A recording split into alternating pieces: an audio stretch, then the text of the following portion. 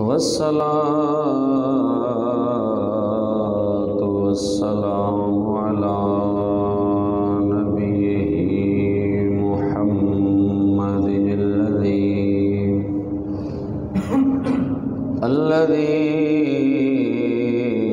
أرسله إلى الناس بشيرا ونذيرا وعلى آله وأصحابه سلاما كثيرا كثيرا.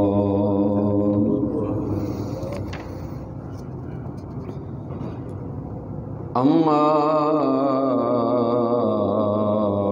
بعد فأعوذ بالله من الشيطان الرجيم. بسم الله الرحمن الرحيم.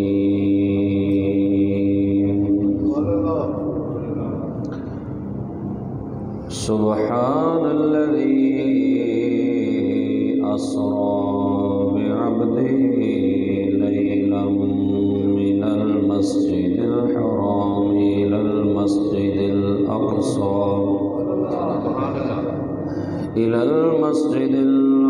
الذي باركنا حوله لنريه من آياتنا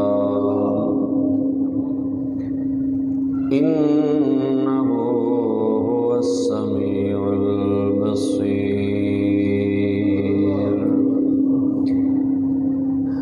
آمنت بالله صدق الله مولانا العظيم وبلغنا رسوله النبي الكريم. إن الله وملائكته يصلون على النبي يا أيها الذين آمنوا صلوا عليه وسلموا تسليما. الصلاة والسلام عليك يا سيدي يا رسول الله وعلى آلك وصحابك يا سيدي يا حبيب الله. الصلاة والسلام عليك يا سيدي يا جد الحسن والحسين وعلى آلك وصحابك يا سيدي يا إمام القبلتين. مولاي صل وسلم دائما أبدا على حبيبك خير الخلق كلهم. لي خمسة نطفي بها حر الوباء الحاتمة المصطفى والمرتضى وابناهما والفاطمہ.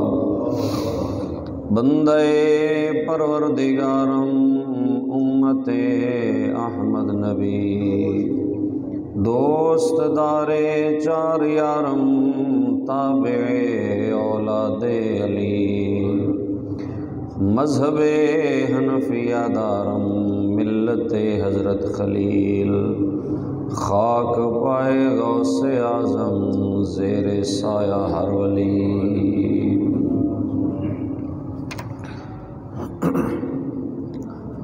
عزیزان گرامی قدر، آج سورۃ الاسراء 15ویں پارے کی پہلی آیت آپ کے سامنے پڑھنے کی سعادت حاصل کی ہے. اور اس مہینے میں سرکار علیہ السلام کو اللہ کریم نے معجزہ معراج عطا فرمایا. 27 رجب اور یہ رات علماء نے لکھا ہے، امام زرقانی رحمۃ اللہ علیہ انہوں نے فرمایا کہ امت کے لیے شب قدر افضل ہے، لیکن رسول اللہ کے لیے شب معراج افضل ہے، کیونکہ اس رات اللہ کریم نے حضور علیہ الصلوۃ والسلام کو عرش معلیٰ پر بلا کر اپنے دیدار سے مشرف فرمایا۔ تو سرکار علیہ الصلوۃ والسلام کے لیے سب سے افضل اور اعلیٰ جو رات ہے وہ معراج ہے۔ اور جو والضحیٰ واللیل اذا سجا کی علماء نے تفسیر بیان کی ہے، ایک تفسیر کے مطابق اس سے وہ رات مراد ہے جس رات میں اللہ نے حضور کو معراج عطا فرمائی۔ تو یہ بہت بڑا شرف ہے جو اللہ نے حضور کو عطا فرمایا۔ معراج تو باقی بھی نبیوں کو ہوئی ہے، لیکن جس طرح حضور سب سے اعلیٰ ہیں، اسی طرح حضور کے معجزات بھی سارے نبیوں سے اعلیٰ ہیں۔ اور خصوصاً جو معراج اللہ نے حضور کو عطا فرمائی ہے نا، ایسی معراج اللہ نے کسی اور کو نہیں عطا فرمائی۔ جناب موسیٰ علیہ السلام کی معراج کا بھی ذکر ہے کہ ان کی معراج کوہ طور پر ہوئی۔ کہاں؟ کوہ طور پہ اللہ نے اپنا کلام ان سے فرمایا، کلام کا شرف دیا اور کلیم اللہ بنے۔ وَكَلَّمَ اللَّهُ مُوسَىٰ تَكْلِيمًا، فرمایا اللہ نے حضرت موسیٰ سے کلام فرمایا، اللہ سے گفتگو ہوئی۔ یہ بہت بڑا شرف حضرت موسیٰ علیہ السلام کو ملا۔ جناب عیسیٰ علیہ السلام کو اللہ کریم نے چوتھے آسمان پر یا بعض روایتوں میں دوسرے آسمان پر بلایا، اور اب بھی وہ آسمانوں پہ زندہ ہیں۔ حضرت عیسیٰ علیہ السلام، یہ ان کی معراج ہے۔ لیکن میرے نبی کی معراج کہاں تک ہے؟ جہاں نوری بھی نہیں جا سکتے، جہاں خاکی بھی نہیں جا سکتے، اس سے بھی آگے اللہ نے حضور کو جانے کا شرف عطا فرمایا۔ کسی نے کہا تھا نا کہ تیری معراج کہ تو جانے کہاں تک پہنچا، اور میری معراج کہ میں تیرے قدم تک پہنچا۔ سرکار صلی اللہ علیہ وسلم کی معراج سب سے اعلیٰ ہے، جہاں کوئی نہیں جا سکتا، اللہ نے وہاں جانے کا حضور کو شرف عطا فرمایا ہے۔ تو یہ بہت بڑا معجزہ ہے سرکار علیہ الصلوۃ والسلام کا سفر معراج، اور اس کو قرآن پاک میں 3 اللہ نے مقامات پہ بیان فرمایا ہے۔ 3 مقامات پہ اللہ رب العزت نے اس سفر معراج کا ذکر فرمایا ہے۔ ان میں سے جو میں نے آج آپ کے سامنے پڑھا ہے، سورہ بنی اسرائیل بھی اس کا نام ہے، سورہ اسراء بھی اس کا نام ہے۔ 15ویں پارے کا آغاز ہو رہا ہے۔ یہ بتانے کا مقصد یہ ہے کہ آپ گھر جا کے بھی اگر اس کو دیکھنا چاہیں تو مزید آپ کے لیے یہ حکمت کے دروازے اس سے کھلیں گے۔ فرمایا سبحان الذی اسری بعبدہ، پاک ہے وہ ذات جس نے اپنے بندے کو سیر کروائی لیلا، رات کے تھوڑے سے حصے میں۔ لیلن، اس پہ جو 2 زبریں ہیں علماء نے لکھا یہ قلت پہ دلالت کرتی ہے کہ وہ لمبا وقت نہیں تھا، کوئی گھنٹوں پہ مشتمل نہیں تھا وہ وقت، بلکہ اتنا قلیل تھا کہ بستر گرم ہے، کنڈی ہل رہی ہے، پانی چل رہا ہے، اور حضور گئے بھی ہیں واپس بھی آئے۔ ایک ہی پل میں سر عرش گئے آئے حضور، نور یزداں کی یہ رفتار ہے سبحان اللہ۔ حضور کا جانا اور پھر واپس آنا، یہ بہت بڑے کمالات ہیں۔ اللہ نے بھی فرمایا سبحان الذی، پاک ہے وہ ذات، اسریٰ بعبدہ، جس نے اپنے بندے کو سیر کروائی۔ بعبدہ، یہاں سبحان ایک الگ موضوع ہے، بعبدہ الگ موضوع ہے، لیلن الگ موضوع ہے، یہ من المسجد الحرام الگ موضوع ہے، الی المسجد الاقصی الگ معاملہ ہے، الذی بارکنا حولہ ایک الگ ٹاپک ہے۔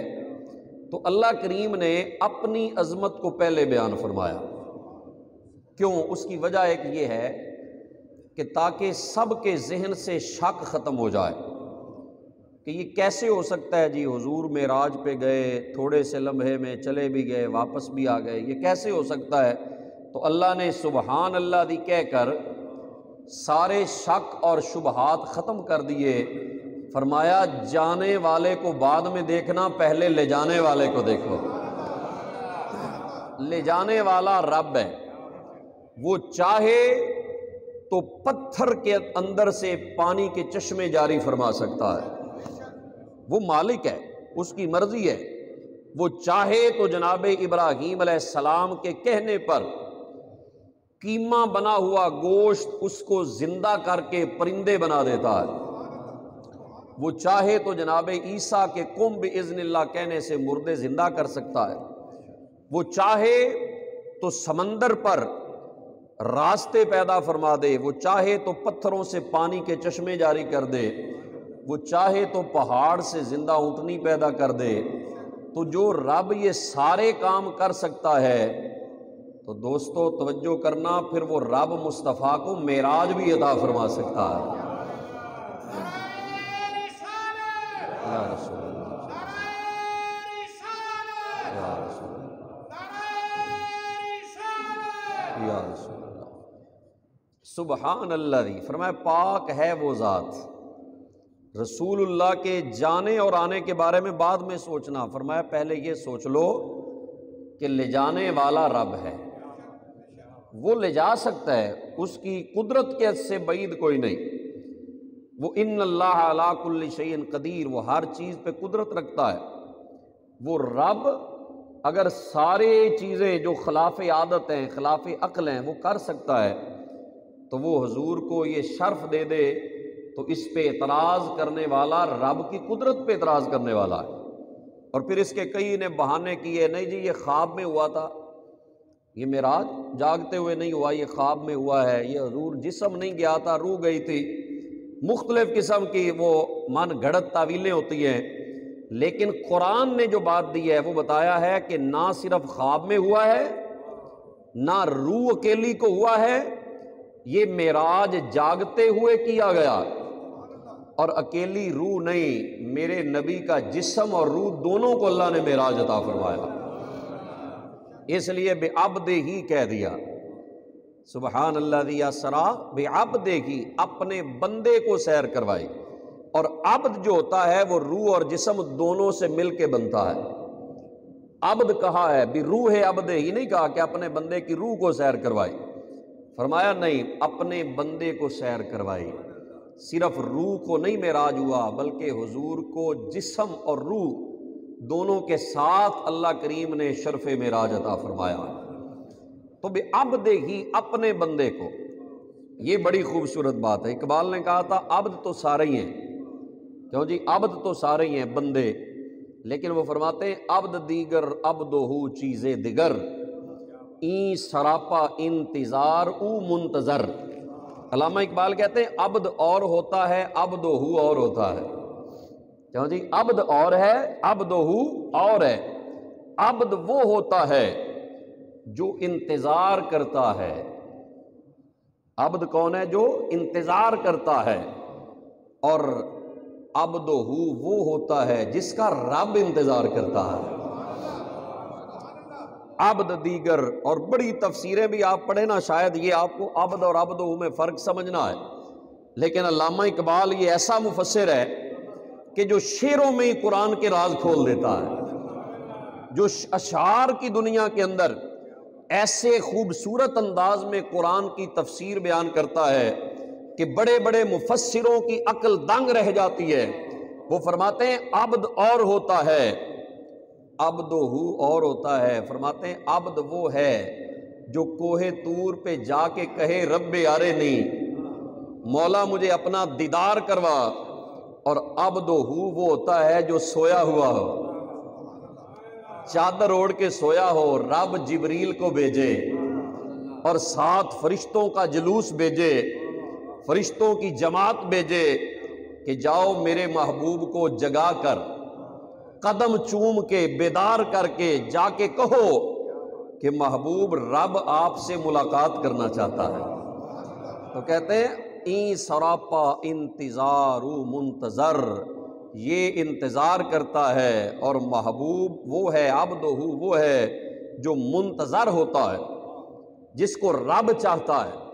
ساری دنیا طالب خدا ہے، میرے آقا مطلوب خدا ہے۔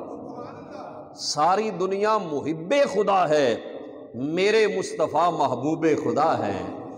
ساری کائنات اللہ کی رضا چاہتی ہے، میرے آقا وہ ہیں جن کی رب رضا چاہتا ہے۔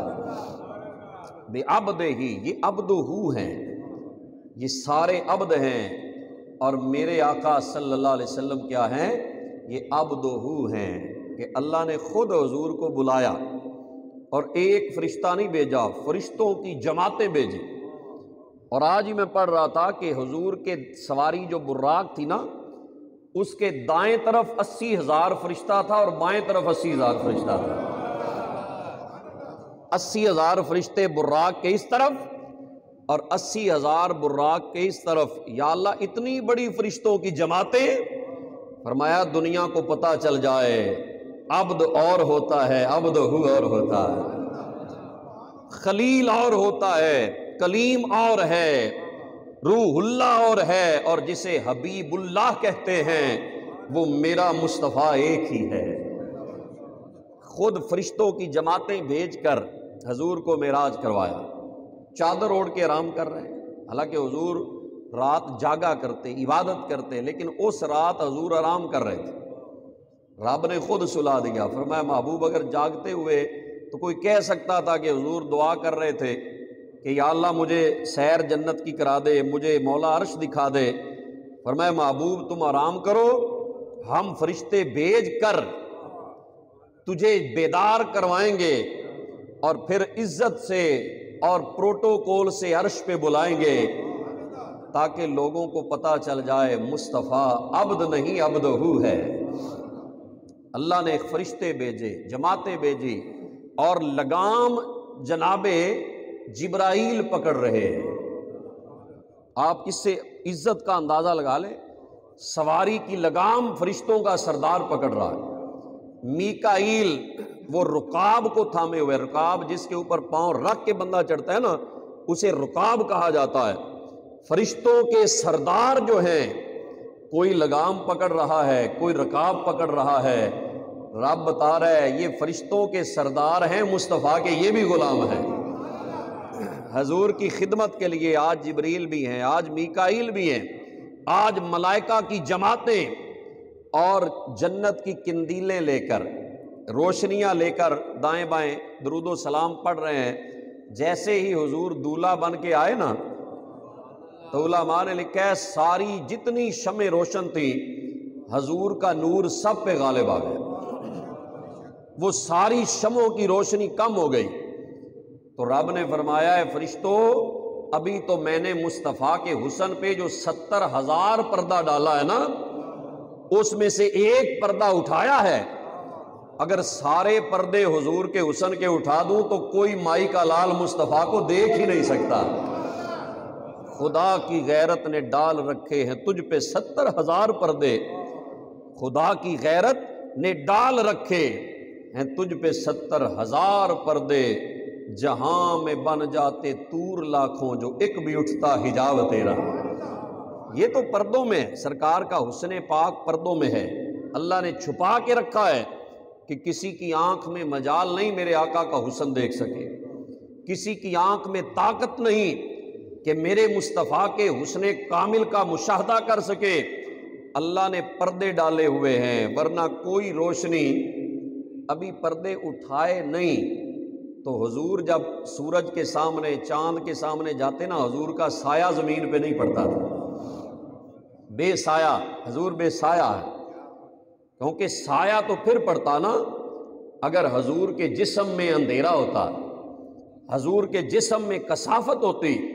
سرکار کا جسم پاک اتنا لطیف تھا کہ سایہ بھی حضور کا زمین پر نہیں پڑتا تھا۔ اللہ پاک نے حضور کو جو معراج کروایا، سب سے اعلیٰ معراج، سب سے عرفہ معراج، جس کو اللہ نے بڑی اہمیت سے بیان فرمایا، سبحان الذی اسری بعبدہ لیلا، اور رات کو معراج کروائی۔ اچھا، رات کی حکمت امام زرقانی رحمۃ اللہ نے لکھی ہے کہ رات کو معراج کیوں کروایا گیا؟ وہ کہتے ہیں اس کی وجہ یہ ہے کہ اگر دن کو معراج ہوتا تو کوئی کہہ سکتا تھا کہ حضور روشنی کے محتاج ہیں، حضور روشنی کی وجہ سے دن کو گئے ہیں۔ کہیں جانا ہو نا، بندہ کہتا ہے یار لوہے لوہے ہو جاؤ، کیوں جی ابھی روشنی ہے ہو اور رات کو نظر کچھ نہیں آئے گا۔ تو وہ علماء کہتے ہیں اللہ نے رات کو حضور کو معراج کروایا کہ میرے نبی کو نہ سورج کی ضرورت ہے نہ چاند کی ضرورت ہے، میرے نبی کے نور کے سامنے سورج بھی کچھ نہیں، چاند بھی کچھ نہیں۔ اللہ نے رات کو معراج کروائی کہ حضور چمک کے محتاج نہیں، بلکہ ساری دنیا چمک میرے نبی سے حاصل کر رہی ہے۔ تو رات کے وقت اللہ کریم نے معراج کا شرف سرکار علیہ الصلوۃ والسلام کو عطا فرمایا، اور مسجد حرام سے یہ مرحلہ شروع ہوا ہے۔ پہلا مرحلہ جو ہے، ایک کہتے ہیں اسراء، ایک ہے معراج اور ایک ہے اعراج۔ اس کے 3 مرحلے ہیں اس سفر کے۔ پہلا سفر ہے اسراء، یہ مسجد حرام سے مسجد اقصیٰ تک جو ہوا ہے نا، اس کو کہتے ہیں اسراء۔ اور مسجد اقصیٰ سے لے کر جو آسمانوں تک ہوا اسے معراج کہتے ہیں، اور جو آسمانوں سے بھی اوپر جو حضور عرش پہ گئے اسے اعراج کہتے ہیں۔ یہ تینوں مرحلے حضور کا اسراء اور معراج اور اعراج۔ پہلا حصہ مسجد حرام سے حضور چلے اور مسجد اقصیٰ تک، اور سب سے پہلے جو احادیث میں آتا ہے حضور علیہ الصلوۃ والسلام کا سینہ مبارک چاک کیا گیا، یہاں سے لے کر ناف تک سینہ کھولا گیا، صحیح احادیث موجود ہیں۔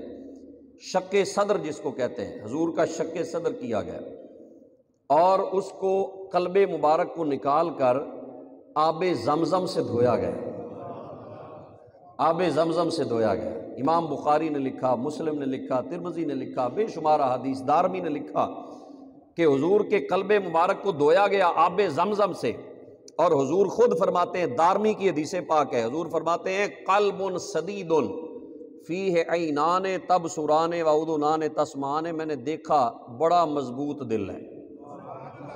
اپنے دل کو خود دیکھا، حضور فرماتے ہیں میں نے اپنے دل کو دیکھا، بڑا مضبوط دل ہے، بڑا پختہ دل ہے۔ ظاہری بات ہے کمزور ہوتا تو وہ قرآن کا بوجھ کیسے اٹھا سکتا؟ بڑا مضبوط دل ہے، جو پہاڑوں پہ قرآن اترتا تو ریزہ ریزہ ہو جاتے، لیکن حضور کے قلب اطہر پہ اللہ نے قرآن اتارا، فرمایا قلب سدید، بڑا پکا دل، مضبوط دل، فیہ عینان تبصران، اس میں 2 آنکھیں ہیں جو دیکھتی بھی ہیں۔ حضور کے قلب مبارک میں 2 آنکھیں ہیں جو دیکھتی ہیں، اور وَأُذُنَانِ تَسْمَعَانِ، میں نے دیکھا دل میں 2 کان ہیں جو سنتے بھی ہیں۔ سب کی یہ صرف آنکھیں ہیں، یہ آنکھیں اور یہ کان ہمارے یہی کام کرتے ہیں، لیکن میرے آقا کے کان دل میں بھی ہیں، ظاہری بھی ہیں۔ حضور کی آنکھیں دل میں بھی ہیں، ظاہری بھی ہیں۔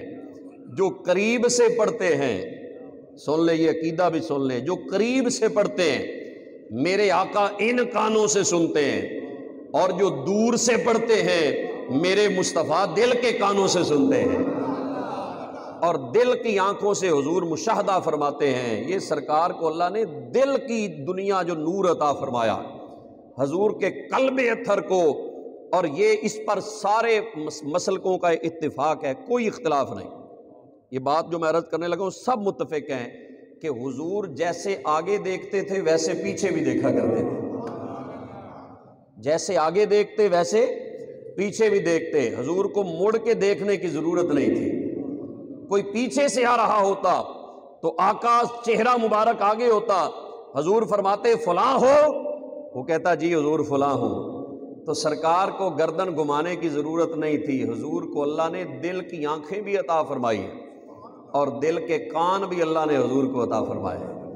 تو یہ سرکار کا قلب اطہر نکالا گیا، آب زمزم سے دھویا گیا، پھر اس میں ایمان اور حکمت، حدیث پاک میں آتا ہے ایمان اور حکمت کا ایک تشت لایا گیا اور وہ ڈالا گیا اس کے اندر، ایمان اور حکمت کو، جیسے حضرت موسیٰ علیہ السلام نے کلام کرنا تھا تو اللہ نے 40 دن روزے رکھوائے، 40 دن فرمایا یہاں ذکر کرو، روزے رکھو، پھر ہمارا کلام جو ہے نا اس کا بوجھ تم برداشت کر سکو گے۔ تو آج رات اللہ نے سرکار کو اپنا دیدار عطا کرنا تھا، تو پہلے قلب اطہر کے اندر ایمان اور حکمت کو اور بڑھایا گیا اور پختہ کیا گیا، اور پھر عرش پہ بلا کر اللہ نے مصطفیٰ کو اپنا دیدار عطا فرمایا۔ اور یہ آب زمزم جو ہے نا، ایک تو آب زمزم میں خاصیت یہ ہے کہ حضرت اسماعیل کی ایڑیاں لگیں، ان کی پیاس کے لیے اللہ نے نکالا ہے۔ دوسری اس کے اندر ایک اور بھی کمال ہے کہ یہ میرے آقا کے قلب اطہر سے بھی لگا ہوا ہے۔ اور ایک کمال اور بھی بتا دوں آب زمزم میں، حضور نے اس پر آ کر کلی کر کے نا اس میں کلی بھی ڈالی ہے، تو کلی مبارک حضور کا لعاب دہن بھی آب زمزم میں شامل ہے۔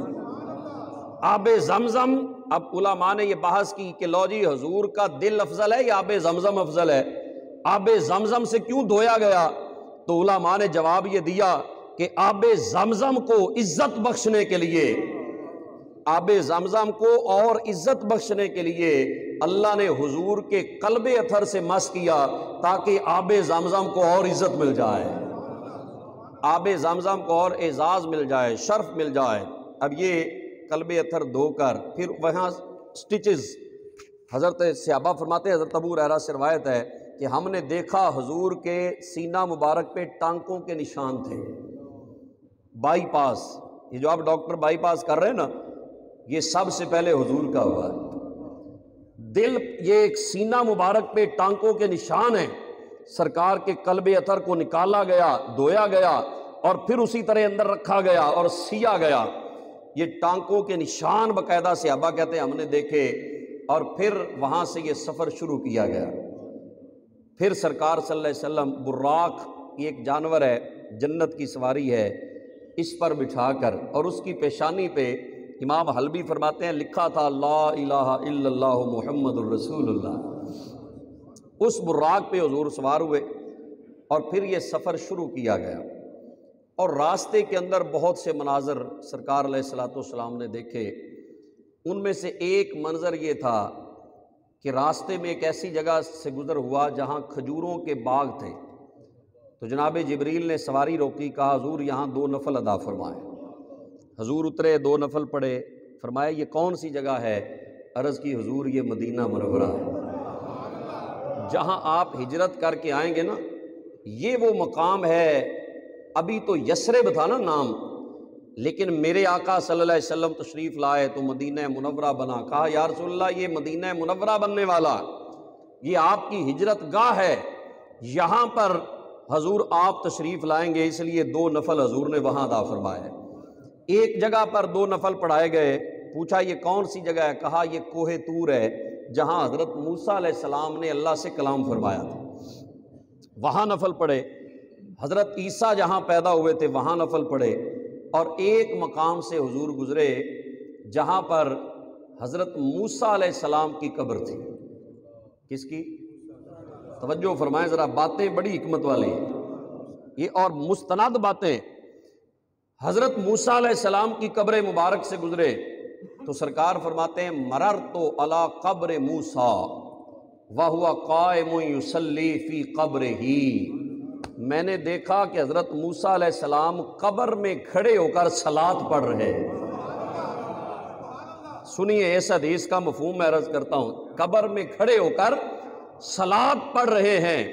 صلاۃ کے 2 معنی ہوتے ہیں، ایک معنی ہے نماز اور ایک معنی ہے درود پڑھنا۔ اب دونوں میں آپ کو عرض کر دیتا ہوں، صلاۃ کے کھڑے ہو کے پڑھ رہے تھے، نماز پڑھ رہے تھے۔ کچھ علماء نے لکھا ہے کہ نماز پڑھ رہے تھے حضرت موسیٰ علیہ السلام قبر کے اندر، یہ صحیح حدیث پاک ہے مسلم شریف کی، کہ قبر میں حضرت موسیٰ علیہ السلام نماز پڑھ رہے تھے۔ اس سے یہ بھی پتہ چلا کہ سب کی قبریں ایک جیسی نہیں ہوتی۔ کچھ ہمارے بھولے بھائی وہ کہتے ہیں سارے مر کے مٹی میں مل گئے ہیں، بھائی سارے نہیں مٹی میں ملتے، کچھ مٹی میں ملتے ہیں اور کچھ مر کے ان کی قبریں زندہ ہو جاتی ہیں۔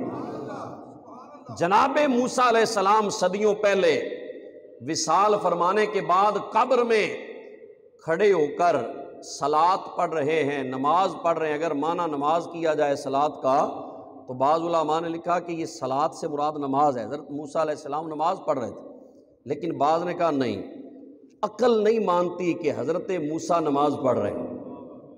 توجہ فرمائیں، حضرت موسیٰ نماز پڑھ رہے ہو، یہ کیسے ہو سکتا ہے کہ حضور گزر رہے ہوں؟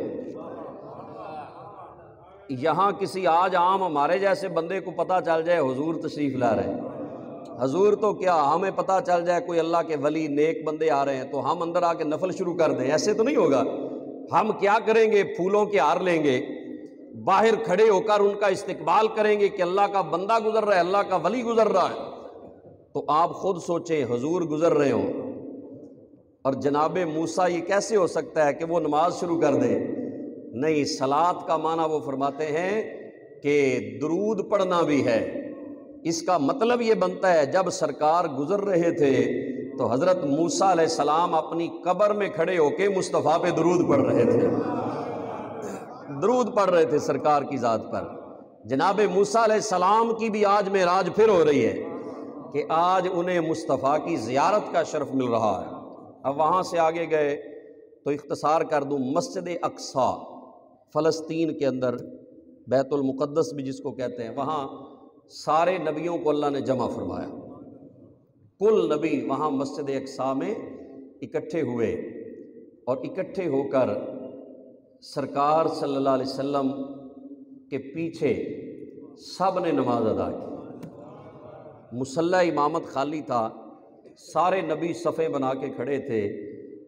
آج کوئی امامت کے لیے آگے نہیں بڑھ رہا، حالانکہ حضرت ابراہیم علیہ السلام جیسی ہستیاں موجود ہیں، جناب آدم علیہ السلام جیسی شخصیات ہیں، جناب یوسف علیہ السلام جیسی ہستیاں ہیں، لیکن آج سارے پیچھے کھڑے ہیں، مصلی امامت آج خالی ہے۔ کیوں خالی ہے؟ انہیں پتا تھا آج سارے نبیوں کا امام آنے والا ہے، آج سارے نبیوں کا امام آنے والا ہے۔ سارے نبی وہ پیچھے کھڑے ہیں، جبریل علیہ السلام نے پکڑ کے حضور کو مصلی امامت پہ کھڑا کیا، اور سرکار نے سارے نبیوں کو نماز پڑھائی، 2 نفل پڑھائے۔ ابھی نماز فرض نہیں ہوئی تھی، یہ نماز 2 نفل کس چیز کے تھے وہ علماء نے بڑی بحث کی ہے کہ یہ کون سی نماز تھی، نہ فجر نہ ظہر نہ مغرب نہ عشاء، یہ تو کوئی نماز کا ٹائم نہیں تھا، یہ کون سی نماز تھی؟ تو مفتی احمد یار خان نعیمی فرماتے ہیں یہ 2 رکعتیں عشق مصطفیٰ کی تھی، اور زیارت مصطفیٰ کی 2 نفل رکعتیں تھیں کہ آج سارے نبیوں کے مقدر جاگ گئے۔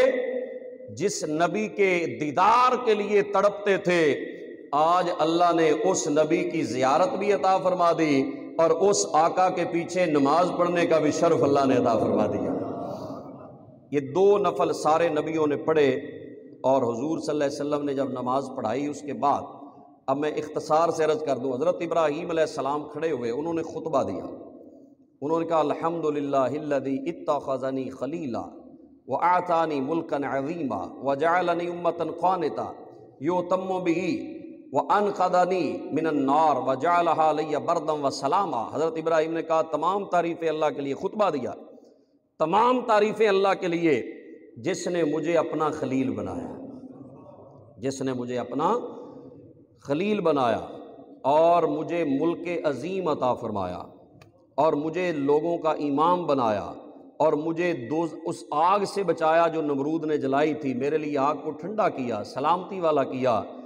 اب انہوں نے خطبہ دیا، بیٹھ گئے، پھر حضرت موسیٰ کھڑے ہوئے، کہا الحمدللہ الذی کلمنی تکلیما، تمام تعریفیں اللہ کے لیے جس نے میرے ساتھ کلام فرمایا، کلام فرمایا، واصطفانی، مجھے چنا، وانزل علی التورات، اور مجھ پر تورات اتاری، وجعل ہلاک فرعون ونجات بنی اسرائیل علی یدی، اور فرعون کو میرے ہاتھ سے ہلاک کروایا، بنی اسرائیل کو نجات دی، وجعل من امتی قوما یہدون بالحق وبہ یعدلون، میری امت میں اللہ نے حق کی دعوت دینے والے لوگ پیدا کیے۔ پھر حضرت داؤد علیہ السلام کھڑے ہوئے، انہوں نے تعریف کی الحمدللہ الذی جعل لی ملکا عظیما وعلمنی الزبور والآن لی الحدید وسخر لی الجبار یسجن معی و طیر و عطان الحکمہ آتان الحکمہ و فصل الخطاب، تمام تعریفیں اس کے لیے جس نے میرے لیے لوہے کو نرم کر دیا، پہاڑ میری تسبیح سن کے وجد میں آتے، یہ سب نے اپنی اپنی عظمت بیان کی۔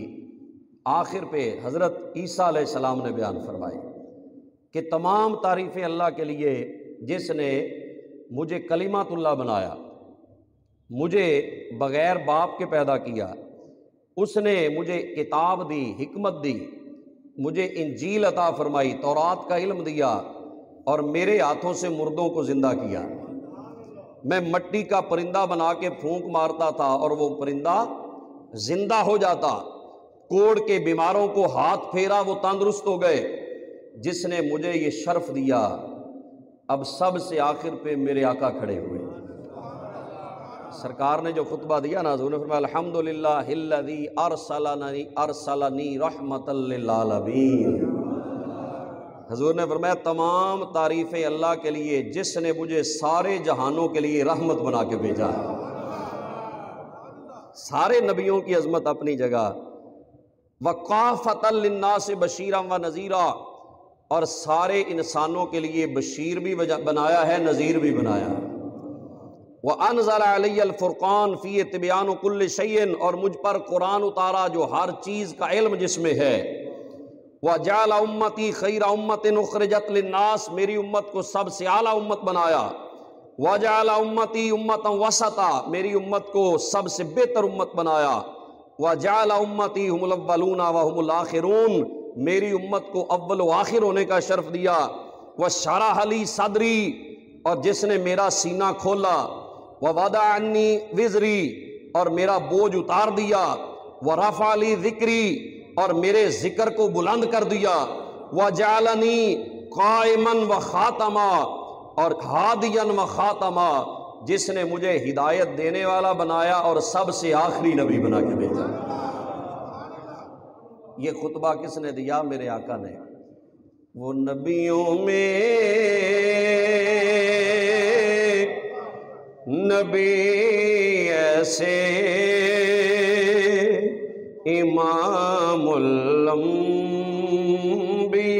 ٹھہرے، وہ نبیوں میں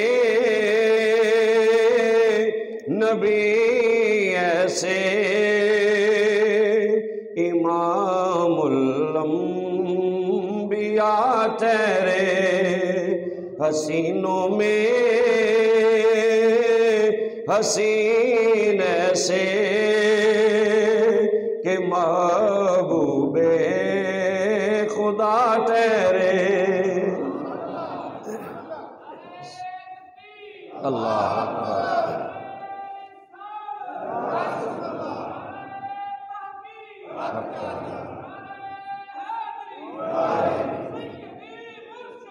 یا نبی یا نبی یا نبی یا نبی، یہ حضور کو اللہ نے شان عطا فرمائی۔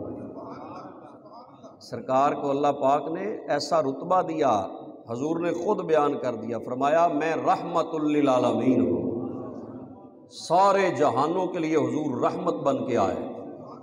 یہ مسجد اقصیٰ میں حضور نے نبیوں کو امامت کروا کر اور سارے نبیوں نے حضور کے پیچھے نماز پڑھ کے بتا دیا کہ سارے نبی وہ اپنی اپنی امت کے نبی ہیں، لیکن میرے مصطفیٰ وہ سارے نبیوں کے بھی نبی بن کے تشریف لائے۔ حضور علیہ السلام نے جو خطبہ دیا، فرمایا اللہ نے میرے ذکر کو اونچا کر دیا، میرے ذکر کو بلند کر دیا۔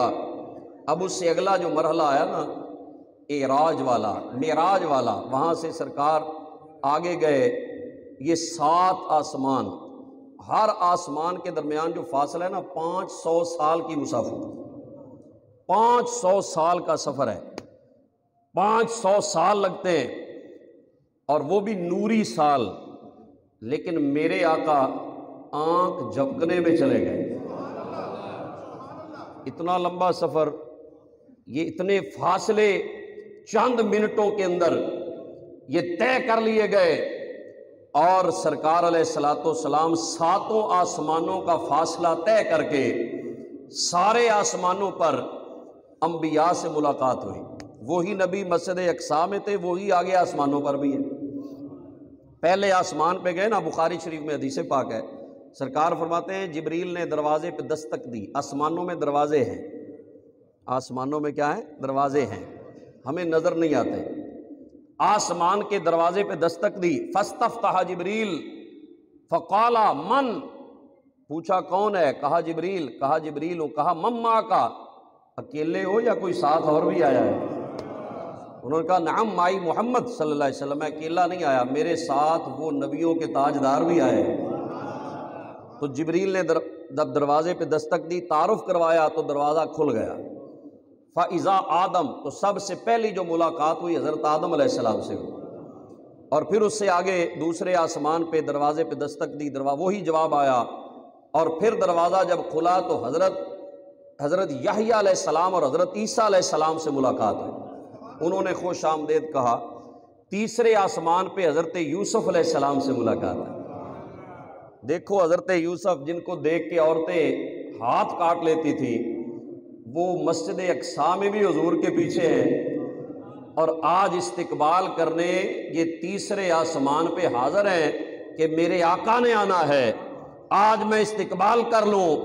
اور ایک سرائکی نے بڑی پیاری بات کی تھی کہ معراج دی شب وچ اقصا دے، معراج دی شب وچ اقصا دے، بن جڑ کے یوسف آ بیٹھے، دے کنگھی ونگرے والی کو اکھ کجل دی داری پا بیٹھے، اون سمجھیا آیا مصر بیٹھا، ہن مصری ہاتھ کٹوا بیٹھے، پر لجپال ظفر جدوں آئے اقصا، خود یوسف دل کھسوا بیٹھے۔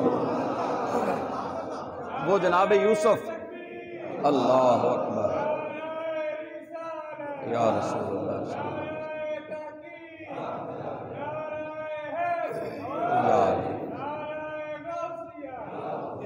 وسلم، معراج دی شب کو وچ اقصا دے، بن جڑ کے یوسف آ بیٹھے، دے کنگھی ونگرے والی کو اکھ کجل دی داری پا بیٹھے، اون سمجھے آیا مصر بیٹھا، ہن مصری ہاتھ کٹوا بیٹھے، لجپال ظفر جڈاں آئے اقصا، خود یوسف دل کھسوا بیٹھے۔ جناب یوسف استقبال کر رہے ہیں، خوش آمدید، مرحبا بن نبی صالح والاخ صالح، اے نیک نبی صالح بھائی خوش آمدید۔ چوتھے آسمان پہ گئے، جناب حضرت ادریس علیہ السلام سے ملاقات، خوش آمدید کہا۔ پانچویں آسمان پہ حضرت ہارون علیہ السلام نے خوش آمدید کہا۔ چھٹے آسمان پہ جناب موسیٰ علیہ السلام نے خوش آمدید کہا۔ ساتویں آسمان پر جناب سیدنا ابراہیم علیہ السلام نے خوش آمدید کہا۔ سارے نبی آج حضور کے استقبال کے لیے حاضر ہیں، اور وہی نبی، آپ کو میں نے پہلے عرض کی مسلم کی حدیث پاک کہ وہی نبی حضرت موسیٰ قبر میں حضور پہ درود پڑھ رہے ہیں، اور وہی جناب موسیٰ مسجد اقصی کے اندر وہ حضور کے پیچھے نماز پڑھ رہے ہیں، وہی جناب سیدنا موسیٰ علیہ السلام وہ چھٹے آسمان پر میرے آقا کا استقبال کر رہے ہیں۔ اب عقل نہیں مانتی کہ اتنے سے لمحوں میں ایک نبی وہ مسجد اقصی میں بھی ہے، وہ قبر میں بھی ہے، وہ اوپر 6ویں آسمان پہ بھی ہے۔ بھائی اگر حضرت موسیٰ کی یہ شان ہے تو جس آقا کے استقبال کے لیے موسیٰ حاضر ہیں، اس میرے مصطفیٰ کی عظمت کا عالم کیا ہوگا۔ اور اسی بات کو اگر سادہ لفظوں میں کہا جائے تو اسی بات کو حاضر و ناظر کہا جاتا ہے۔ یہ اللہ نے حضور کو شان عطا فرمائی ہے، سارے نبیوں کی یہ شان ہے۔ میرے آقا تو سارے نبیوں کے امام ہیں، حضور تو سارے نبیوں کے تاجدار ہیں۔ اگر ان نبیوں کے لیے فاصلے نہیں ہیں، یہ فاصلے ہمارے لیے ہیں۔ نور کے لیے سفر، نور کے لیے فاصلے نہیں، نور کے سامنے رکاوٹ نہیں۔ کسی نے حضرت خواجہ غلام حسن سواگ رحمۃ اللہ علیہ، بڑے اللہ کے ولی تھے، اس نے کہا حضور کیسے معراج پہ چلے گئے، آسمانوں سے پار کیسے گئے؟ اب ہم تو چلو قرآن کی روشنی میں یا حدیث کی روشنی میں بات کر سکتے ہیں، لیکن وہ اللہ کے ولی تھے، وہ منبر پہ خطبہ دے رہے تھے، پیچھے دیوار تھی، وہ دیوار سے ایک دفعہ آگے گزر گئے، پھر واپس آئے۔ سرائکی زبان، سرائکی ہیں وہ، خواجہ غلام حسن سواگ رحمۃ اللہ علیہ، بہت بڑے اللہ کے ولی ہیں۔ وہ ایک بار دیوار سے گزرے اور واپس آئے، فرمانے جب ادھر جاتے ہوئے فرماتے این لگ گئے، وت این آئے، وت این گئے، وت این آئے۔ وہ بار بار جاتے رہے، آتے رہے۔ فرمایا اگر محمد کے غلاموں کی یہ شان ہے تو بتاؤ میرے مصطفیٰ کی شان کیا ہوگی۔ معراج یہ عقل میں نہ بھی آئے تو معراج ہے۔ کیوں جی، کوئی سر سید احمد خان ہو، وہ کہتا ہے عقل میں نہیں آتا، شعور میں نہیں آتا۔ تجھ سے بندہ پوچھے تیری عقل ہے کتنی؟ کیوں جی، تیری عقل ہے کتنی؟ تیری عقل کی حد کیا ہے؟ جہاں سے شعور کی حدیں ختم ہوتی ہیں، جہاں سے عقل کی حدیں ختم ہوتی ہیں، جہاں پہ سائنس ختم ہوتی ہے، وہاں سے آگے مصطفیٰ کی شان شروع ہوتی ہے۔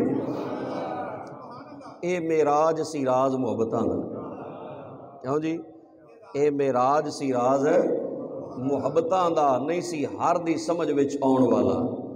سدیا طالب تے گیا مطلوب اتے، تے جبرائیل سی سد لے جان والا۔ بازے کہندے نے بلاں دروازیاں دے، کیویں گیا سی عرش تے جان والا۔ امبر عقل دا ایتھے دخل کیے، جانے جان والا یا لے جان والا۔ عقل میں نہیں آتا تو نہ آئے، لیکن یہ ایک حقیقت ہے جس کا انکار کرنے والا بندہ کافر ہو جاتا۔ حضور کے معراج کا انکار کرنے والا مسلمان نہیں رہتا۔ اور جو معراج نبی پہ اعتراض عقل کی روشنی میں کرے، سب سے پہلے جس نے عقل پہ پرکھا تھا نا معراج کو، وہ ابو جہل تھا۔ سن لیے آخری جملہ، سب سے پہلے جس نے عقل کی کسوٹی پہ پرکھا تھا نا سرکار کی معراج کو، وہ ابو جہل تھا۔ اس نے کہا یہ نہیں ہو سکتا، ہم مہینہ لگاتے ہیں جانے اور آنے میں، ہم مکے سے جائیں نا اگر فلسطین تو مہینہ لگتا ہے، یہ کیسے ہو سکتا ہے کہ رات کے تھوڑے سے لئی لا اتنے قلیل وقت کے اندر وہ کہتے ہیں میں گیا بھی اور آیا بھی۔ وہ تو یہ بھی نہیں مانتے تھے، آسمانوں کا انہوں نے کیا ماننا تھا؟ وہ کہتے تھے مسجد اقصیٰ تک بھی نہیں جا سکتے، اٹ از امپاسبل، ناممکن ہے۔ صدیق سے کہا، انہاں فرمایا کنے آکھے ہے؟ انہاں کیا تیرے بیلی نے آکھے ہے؟ انہاں کیا پھر سچی آکھے ہے۔ اگر کوئی اور کہے تو جھوٹ ہو سکتا ہے، اگر زہرا کے بابا کہے تو سچ ہے، اگر میرے آقا فرماتے ہیں تو بالکل سچ ہے۔ یہ معراج عقل سے پرکھنے والا نہیں ہے، اسے دیکھ اللہ کے قرآن کی روشنی میں، اسے دیکھ میرے مصطفیٰ کے فرمان کی روشنی میں۔